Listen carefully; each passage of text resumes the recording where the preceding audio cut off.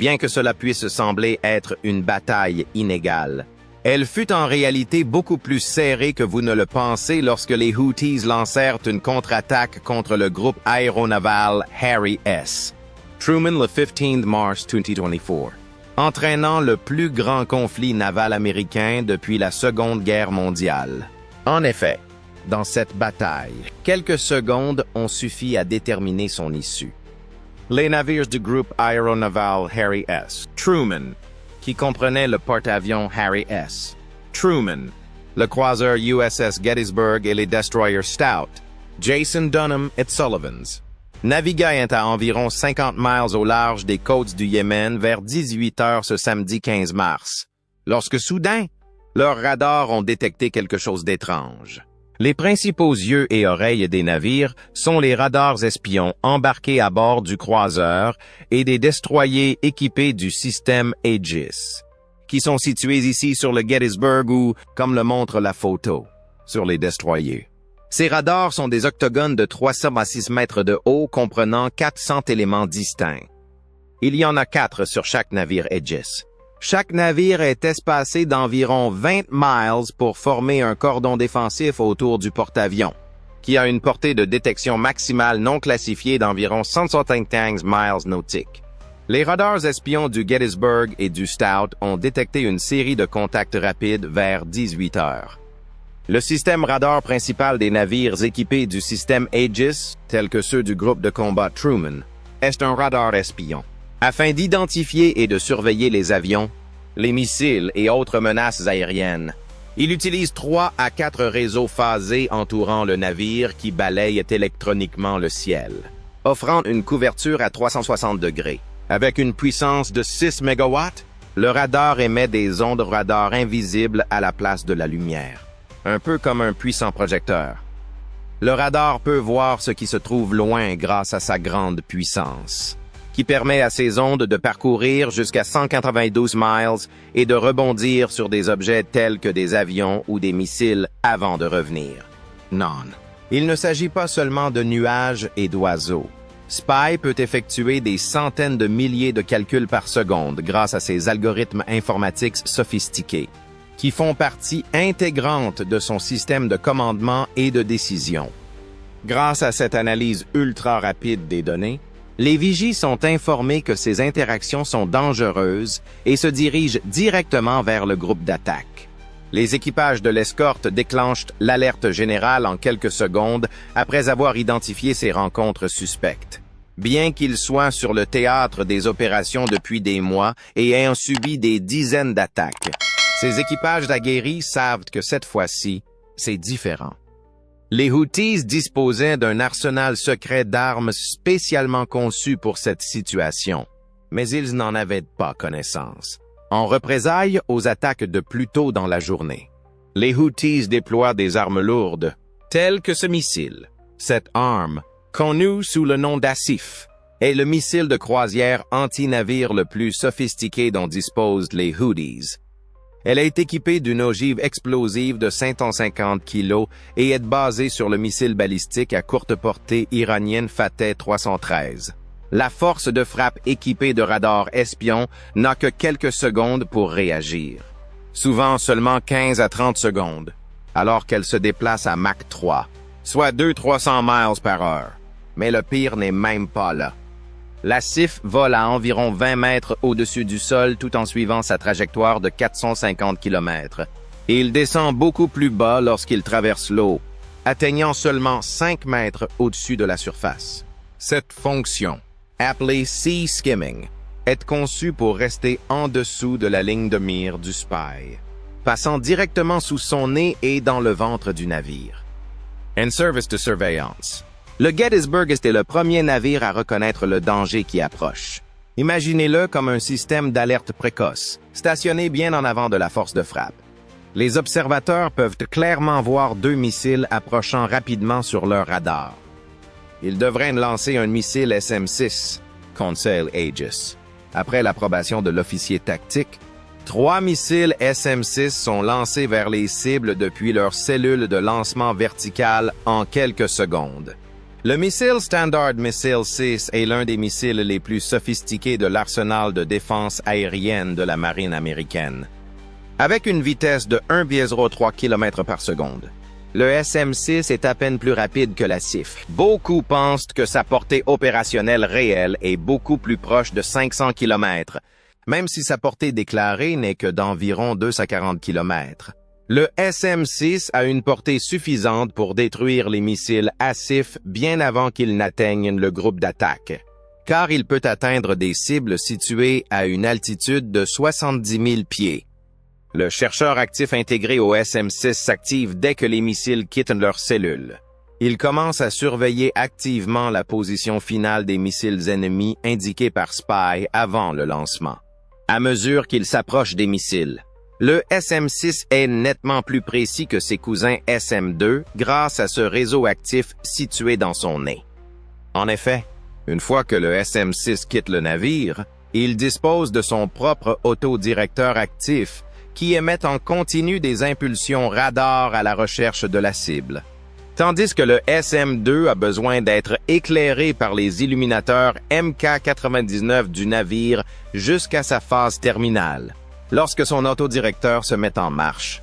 En l'absence de navire, cette variation dans le ciblage est essentielle pour les ennemis qui se déplacent rapidement. Cela peut sembler insignifiant, mais ces quelques millisecondes peuvent faire la différence entre être touché par un missile et détruire une menace. Les SM-6 localisent les missiles ASIF rasant la surface de la mer et les détruisent tous les deux grâce à leurs incroyables capacités de suivi. Cependant, les Houthis informent les marins de la force d'attaque du Truman qu'ils ne font que commencer leur voyage avant qu'ils ne puissent se réjouir. Le groupe d'attaque ignorait que les Houthis venaient de lancer une salve massive de missiles, car il était trop concentré sur les deux cibles se déplaçant rapidement. Entre 4 et 16 missiles supplémentaires ont été tirés sur le groupe d'attaque par les Houthis, selon les sources. Ceux-ci pouvaient encore perforer la coque d'un navire, mais ils n'étaient pas aussi meurtriers que les missiles ASIF détruits à Gettysburg. Les missiles représentés ici sont appelés Al-Mandab II. Ces missiles sont essentiellement une version améliorée du Charlie Whisso II, le missile de croisière anti-navire le plus populaire des Houthis, avec quelques nouvelles fonctionnalités. Il a tout d'abord une portée plus grande, d'environ 300 km. De plus, il est équipé d'un autodirecteur semi-actif plus performant grâce à l'aide de l'Iran.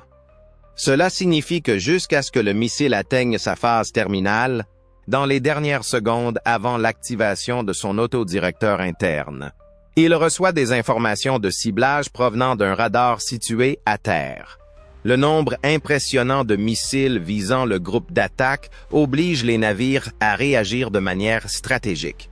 L'adversaire veut que vous tiriez un mur de missiles sur les menaces qui approchent, même si c'est votre première réaction instinctive.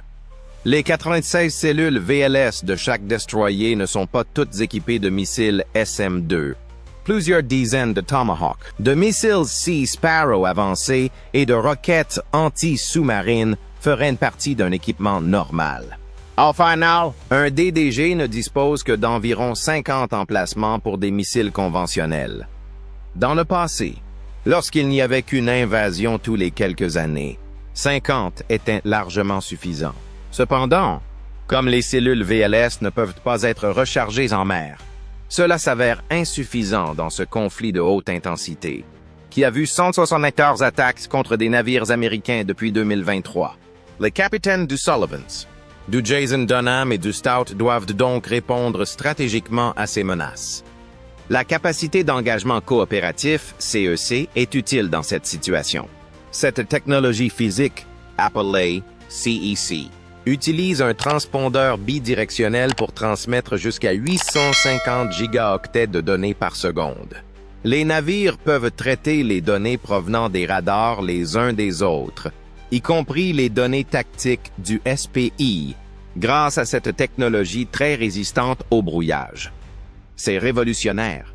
Comme j'ai fréquenté une école publique, créons une situation à l'aide de chiffres simples pour comprendre pourquoi. Supposons que ce destroyer, situé à 30 miles à l'est de Truman, dispose d'un missile pouvant parcourir 200 miles nautiques, mais que ses capteurs ne peuvent détecter que des objets situés à 100 miles nautiques. Cela signifie qu'un navire ne peut engager une cible qu'à une distance maximale de 100 000 marins. Ce navire a les mêmes capacités que le Truman et se trouve à 20 milles à l'ouest. Il ne peut voir que 80 milles au-delà du Truman par lui-même. Cependant, le navire à l'ouest du Truman peut voir tout ce que le navire à l'est peut voir lorsque les deux navires sont en communication CEC. Comme l'autre navire plus à l'est repousse les traces identiques vers l'ouest, la portée effective de l'autre navire vient de doubler pour atteindre 200 000 marins. Cela permet au vaisseau spatial d'attaquer une cible plus éloignée, car il est plus loin de la menace et hors de portée de ses propres capteurs internes. Ils peuvent désormais mieux coordonner leurs tirs et ont la même image. Opérationnel grâce au Jason Dunham qui transmet les données aux Sullivans et aux Stout. Ils sont regroupés et sont beaucoup plus faciles à cibler car les Houthis ont tiré la première douzaine de missiles en salve. Pour éviter qu'un navire ne soit surchargé, chaque destroyer sélectionne un groupe distinct de missiles entrants en utilisant la séquence de tir tiré. Tirer, Regarder, Tirer.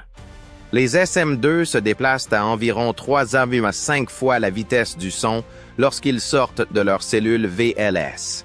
Ils ont également une portée légèrement inférieure, environ 200 km, à celle des SM-6, mais ils sont plus adaptés à ces menaces moins sophistiquées. Ces dispositifs, appelés Illuminator, balayant les cibles à l'approche des missiles et se rapprochent des navires. Considérez ces illuminateurs Mark 39 comme de puissants pointeurs laser. Chacun d'entre eux dirige 10 kW d'énergie concentrée vers un missile en approche, et ce à chaque seconde. Ils se verrouillent après avoir reçu des instructions du radar espion leur indiquant la cible à viser.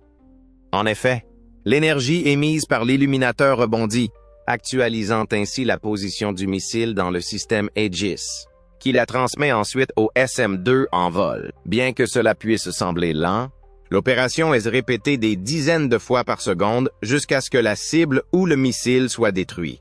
Semblables aux missiles Houthi, mais plus performants. Les SM-2 activent leur autodirecteur actif lors de la phase terminale de leur vol, lorsqu'ils s'approchent des missiles. Spy recherche en permanence des débris à l'horizon lorsque chaque salve de SM-2 explose. Spy tentera d'abattre les débris s'ils répondent aux critères d'un missile, qui sont une combinaison de distance, de vitesse et d'altitude que l'équipage du navire entre dans le logiciel de commande et de décision Aegis pour ce feeder. Même si cela peut sembler inutile, il vaut mieux perdre un missile de 3 millions de dollars que d'avoir une coque de 30 millions de dollars. Les SM-2 éliminent les menaces une par une jusqu'à ce qu'il ne reste plus que quelques missiles isolés.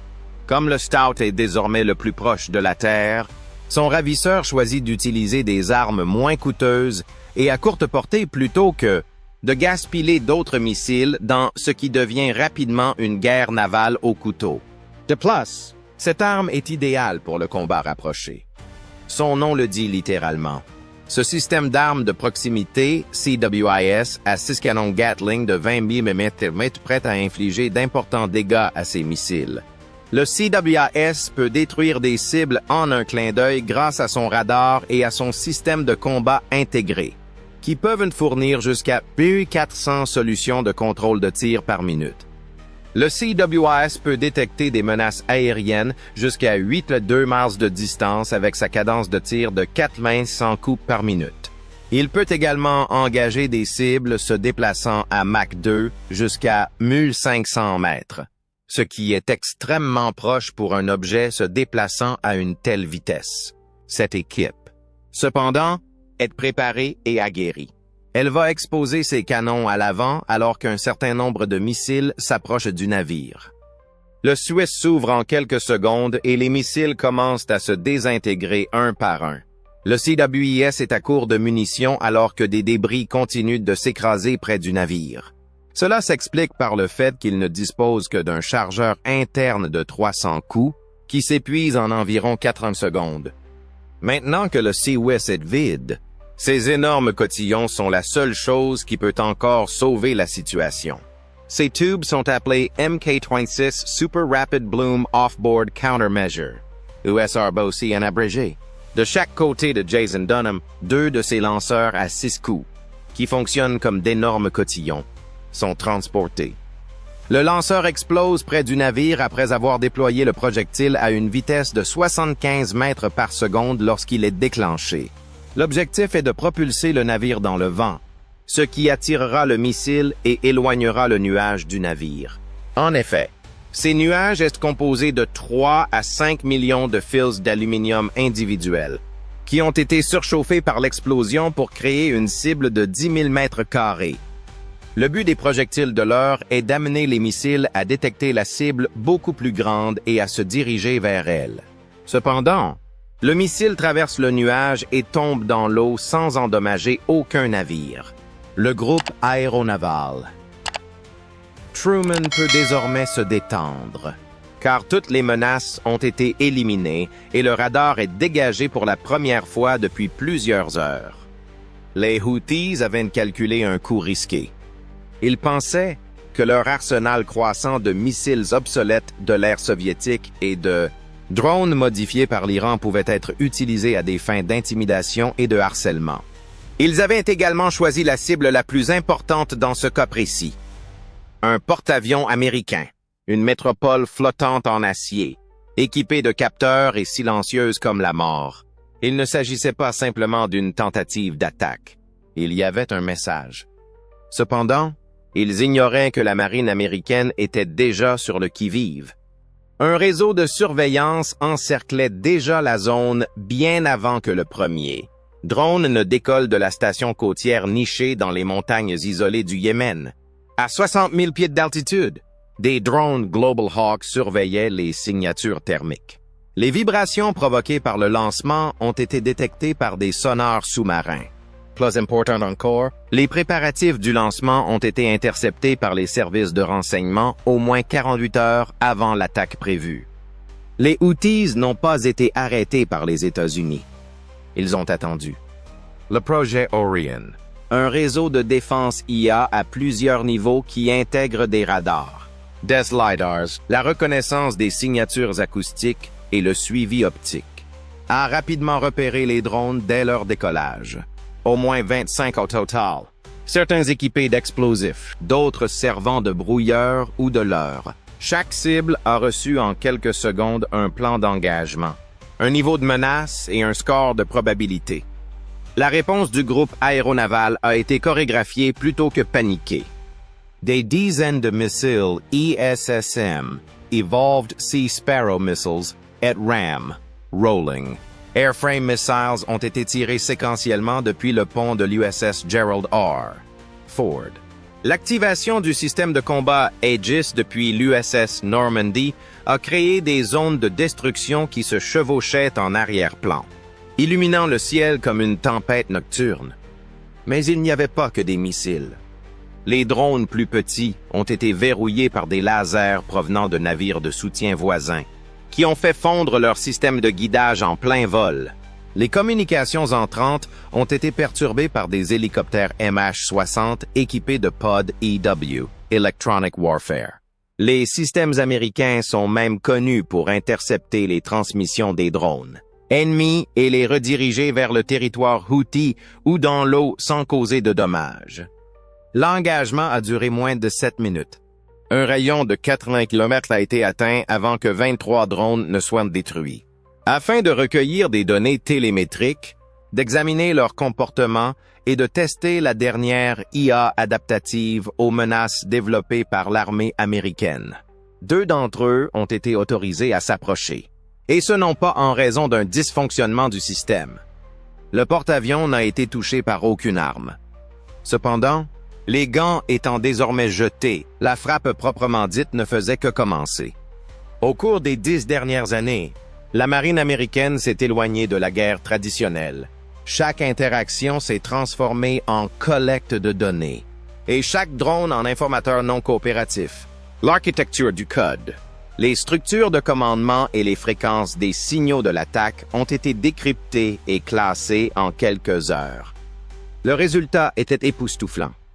Des signes indubitables de l'origine iranienne étaient présents dans le langage du micrologiciel des drones et dans les arbres logiques cryptés, qui correspondaient à des systèmes récupérés en Syrie et en Irak.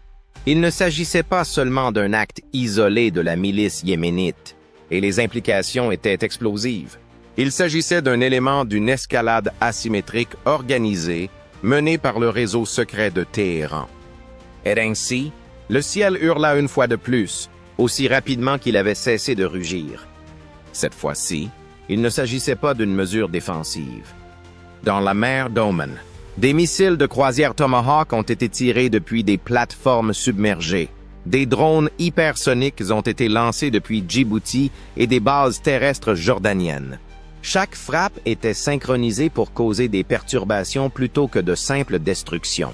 Les réserves de carburant souterraines, les rampes de lancement, les relais radars et les tours de communication ont été réduits en cendres en quelques secondes. La dernière vague a suivi.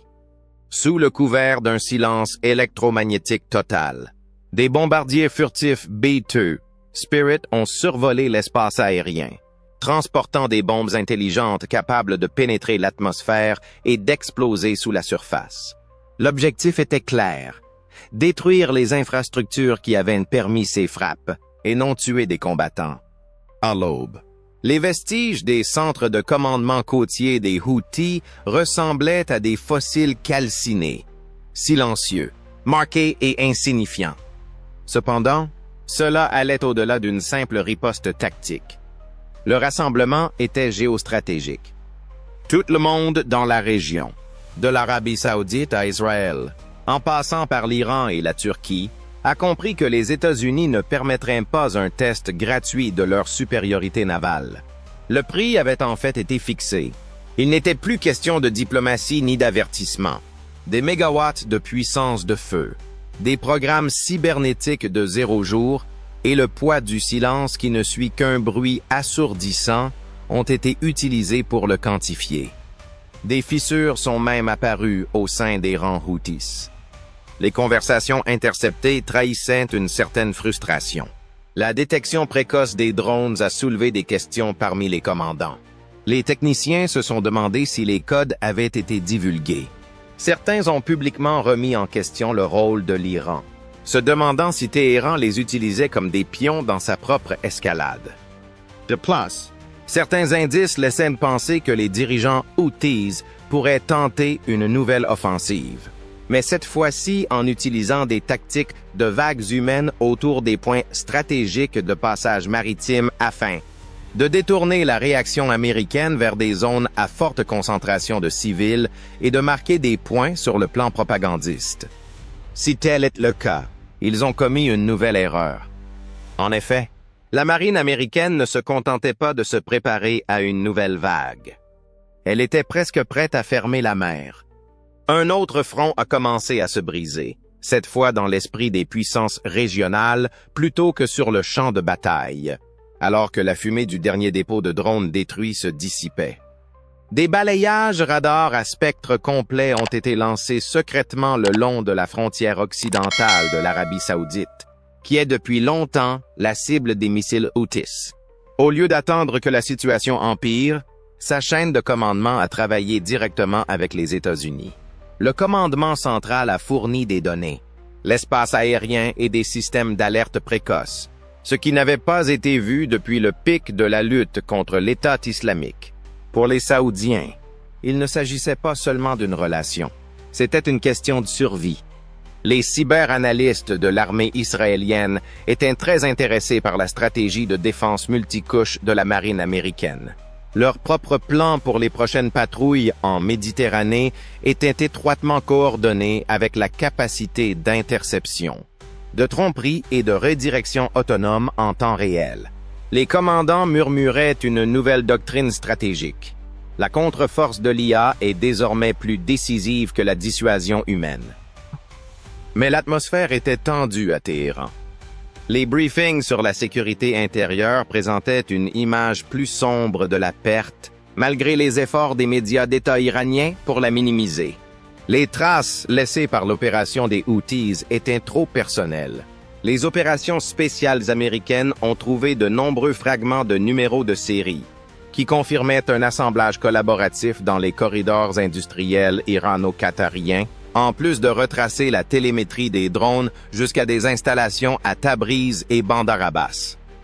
La provocation n'était plus discutable. C'était un revers. Selon des sources au sein du Conseil suprême de sécurité nationale iranienne, les livraisons d'armes au Yémen ont été brièvement suspendues, par crainte qu'une nouvelle escalade ne fournisse à Washington un prétexte pour cibler directement les installations de production de ses mandataires. Le redéploiement soudain des cybertroupes du CGRI vers la surveillance intérieure était encore plus inquiétant, indiquant une crainte de mécontentement interne, alors que le régime semblait de plus en plus encerclé. Le changement s'est ensuite propagé dans le monde entier. L'OTAN a convoqué une réunion d'urgence confidentielle à Bruxelles. Les conséquences étaient évidentes, même si la mer Rouge était loin des côtes européennes. C'est ainsi qu'un amiral français l'a le mieux exprimé. Une flotte de drones rebelles peut atteindre Rotterdam ou Marseille si elle parvient à atteindre un porte-avions américain. Si nous ne changeons pas, nous serons les prochains. Ce qui a suivi était une première. Il a été suggéré de former une force opérationnelle multinationale qui serait à la fois algorithmique et navale. Avec un partage des signatures thermiques des drones rebelles, une analyse des menaces guidée par l'IA et l'engagement d'installer un pare-feu numérique qui s'étendrait de Gibraltar au détroit d'Ormuz. La guerre autonome était arrivée à maturité. À Washington, le Pentagone agissait rapidement, autrefois expérimental. L'opération Skyfence était désormais accélérée. L'idée était d'utiliser un nuage permanent de drones capteurs en orbite basse, combiné à des réseaux de réponse cryptés par Quantum, pour encercler tous les avions et navires américains importants, ainsi que ceux de leurs alliés essentiels. L'objectif était d'utiliser l'anticipation pour rendre la réaction obsolète, et pas seulement pour réagir plus rapidement. À ce moment-là, l'atmosphère à bord de l'USS Gerald R. Ford était calme mais concentrée. L'équipage en connaissait l'importance, ayant servi dans de nombreuses missions. Ce n'était pas simplement une attaque de drones qu'ils avaient déjouée. Selon leur nouvelle politique, aucune menace asymétrique, aussi persistante soit-elle, ne resterait sans réponse. Chaque drone détruit était plus qu'un simple déchet. C'était un nœud de données qui augmentait les chances d'échec de la prochaine attaque. Et un message silencieux se répandit sur les mers, à travers les pays et les réseaux d'alliés et d'ennemis, tandis que le porte-avions filait vers des eaux plus profondes, son sonore continuant à balayer la mer à la recherche de signaux inhabituels. Nous vous avons repéré. Deering. Nous avons compté vos ailes. Nous sommes en train de réviser la réglementation. Le monde a remarqué. Cependant, ils ignorent que les Houthis leur réservent bien d'autres surprises. Pour l'instant, au revoir.